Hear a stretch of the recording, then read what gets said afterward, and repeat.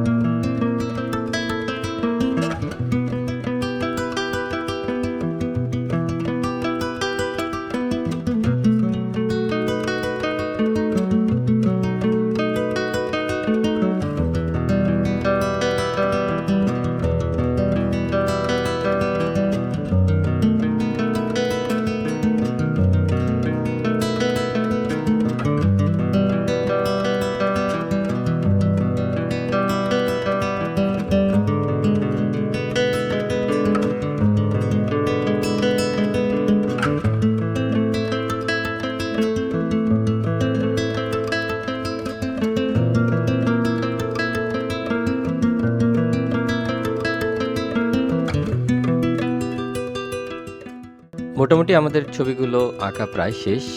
In detail যা করার আছে তা আমরা প্রায় করে ফেলেছি।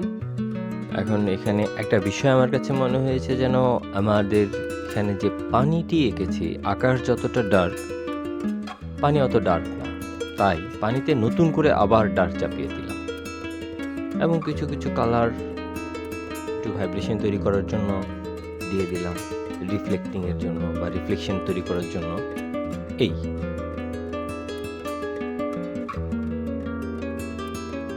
দুটো ছবি পাশাপাশি থেকে আসলে দেখতে বেশ ভালোই লাগছে এবং খুবই চমৎকার লাগছে। কিছুটা বিভ্রান্তিও তৈরি হচ্ছে আসলে যে কোনটা থেকে কতখানি পার্থক্য।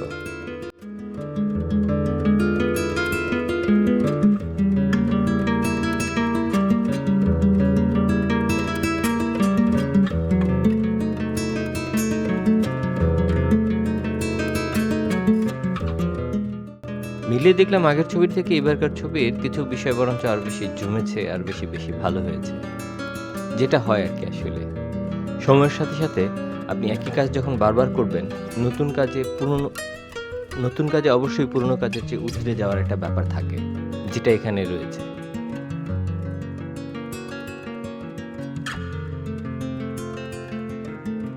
সব শেষে আমরা চিকন তুলির কাজ করে ফেললাম, সাইন করে ফেললাম। সাইন টাইন করে আবার দেখলাম যে আকাশটা একটু ডার্ক করা দরকার, মানে যতখানি ডার্ক হয়েছে ততখানি আমার মনোপুত হয়নি। তাই খুব সহজে যেটা প্রসেস সেটা হলো একটু পানি দিয়ে পুরো আকাশটা ভিজিয়ে নিলাম, দেন তুলিতে মোটা করে রং নিয়ে পুরোটা আবার হালকা করে ব্রাশিং করে দিলাম।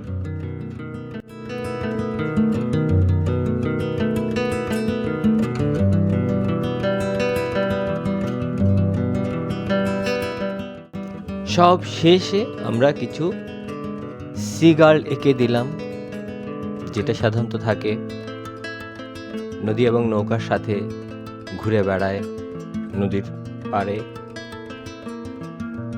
এবং এর মাধ্যমেই আমরা আমাদের আজকের ছবি আঁকা শেষ করব। কেমন লেগেছে জানাবেন, আর আপনারাও করতে পারেন কিন্তু এই ধরনের ছবি আঁকা আঁকি। একসাথে দুটো ছবি আঁকার একটা সুবিধা হলো, আপনি যখন একটা আইটেম করবেন, সাপোজ ধরেন এই ছবিতে আমি যখন নৌকা এঁকেছি, শুধু নৌকা সবগুলো এঁকে ফেলেছি, যখন মানুষ এঁকেছি সবগুলো মানুষ এঁকে ফেলেছি, যখন বাদাম এঁকেছি সবগুলো বাদাম এঁকে ফেলেছি। এতে করে আপনার পরিশ্রম প্রায় একই রকম হবে, কিন্তু আপনি আউটপুট পাবেন অনেক ভালো।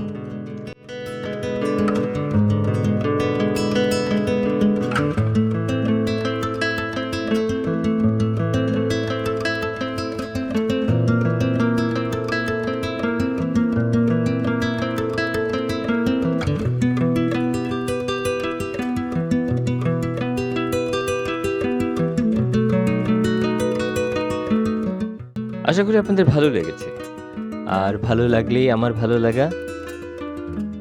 যদি ভালো লাগে তাহলে চ্যানেলটি সাবস্ক্রাইব করে পাশে থাকতে পারেন। দেখা হবে ইনশাআল্লাহ আমাদের পরবর্তী ভিডিওতে।